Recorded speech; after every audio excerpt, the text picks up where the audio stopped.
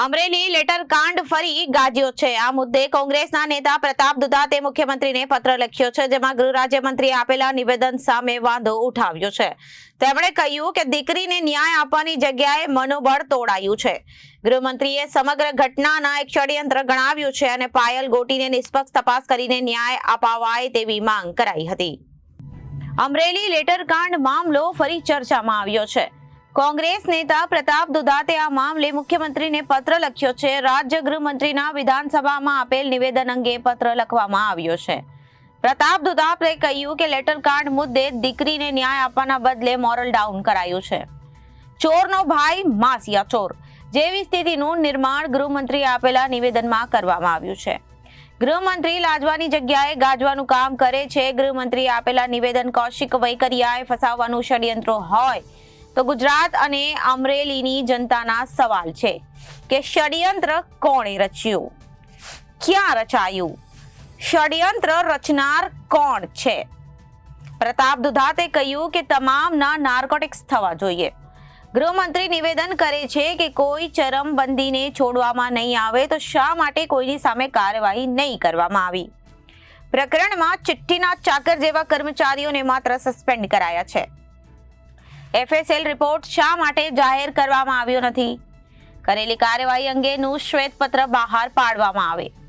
ઘોડાને લીલા ચશ્મા પહેરાવીને સૂકા ઘાસ અને લીંબુ બતાવવાના પ્રયત્નો ગુજરાતના ડીજીપી મારફત ગુજરાત કરવામાં આવી રહ્યા છે। તેમણે આક્ષેપ લગાવ્યા છે કે ગૃહમંત્રીના રાજમાં ગુજરાતમાં બળાત્કારના બનાવો બને છે। બહેન દીકરીઓ સલામત નથી।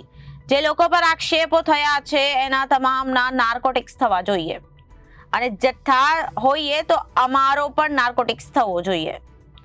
મોટી માછલીઓને છાવરવામાં નહીં આવે અને પાયલ ગોટીને નિષ્પક્ષ રીતે ન્યાય આપવાની વિનંતી કરવામાં આવી છે। ગઈકાલે ગુજરાતના ગૃહ રાજ્યમંત્રી અમરેલીના પાયલ કાંડ બાબતે લાજવાની જગ્યાએ ગાજવાનું કામ કર્યું, અમરેલીના ધારાસભ્યને બચાવવાનું કામ કર્યું। 1/1/2025ના પત્ર વ્યવહારથી ભારતીય જનતા પાર્ટીના પત્રમાં લાગેલા આરોપો અને એક દીકરીને રાતના 12 વાગે લાવીને પોલીસ તંત્ર મારફત ગોંધી રાખવામાં આવી। ત્યારબાદ એસઆઈટીની રચના થઈ, ત્યારબાદ નિર્લિપ્રાયની કમિટીએ રિપોર્ટ તૈયાર કર્યો, ડીજીપીને સુપ્રત કર્યો, ન્યાય નથી અપાવી શક્યા। પણ છોરનો ભાઈ માસિયા ચોર ગૃહમંત્રી લાજવાની જગ્યાએ ગાજી રહ્યા છે અને અમરેલીના ધારાસભ્યોને ષડયંત્રમાં ફસાવવાની વિધાનસભામાં વાત કરો છો। હું આ મીડિયા મારફત ગૃહમંત્રીને ચેલેન્જ કરું છું કે કયા વ્યક્તિએ આને ફસાયો છે એનો બધાનો નાર્કો ટેસ્ટ કરો। પત્ર વ્યવહારની અંદર લાગેલા આરોપ સાચા હતા કે ખોટા એ ગુજરાતની અંદર શ્વેતપત્ર બહાર પાડી આપ ગુજરાતની જનતાને જાણકારી આપો, ગુજરાતને ગુમરાહ કરવાનું બંધ કરો। ડીજીપી મારફત તમે એક એવું ષડયંત્ર કર્યું કે 100 કલાકમાં ગુનેગારોની યાદી બનાવો।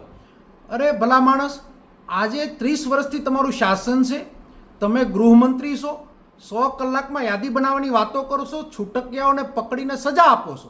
મોટા મગરમચ્છો ખુલ્લે આમ ફરે છે, અમરેલીની અંદર પણ ગુનેગારો ખુલ્લે આમ ફરે છે અને તમે વિધાનસભા મારફત અમરેલીની એક પીડિત દીકરીને ન્યાય અપાવવાની જગ્યાએ અન્યાય કરી રહ્યા છો અને તમારા સાઠા બનેલા ધારાસભ્યને બસાવી રહ્યા છો। શરમની જેવી જો કોઈ આપણને અક્કલ જેવું કંઈ હોય તો આપણે શરમ અનુભવવી જોઈએ।